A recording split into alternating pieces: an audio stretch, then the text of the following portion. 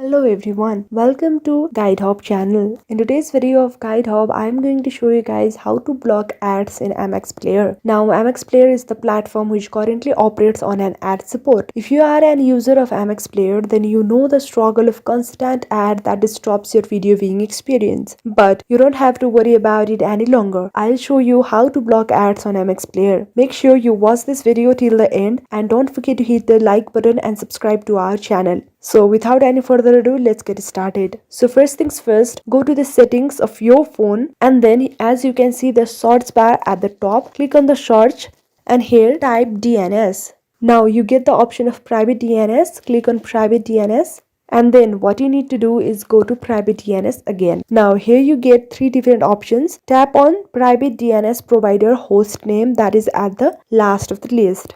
And then underneath there's given enter host name of DNS provider. Click there and here type dns.adguard.com and click on save. Now that you've done this, go back to MX Player. But before that, clear all the app that's on the background and go to MX Player. Now here you can click any video and check if it shows ads or not. Now here you can see it doesn't shows any ad. So here's how you block ad in MX Player.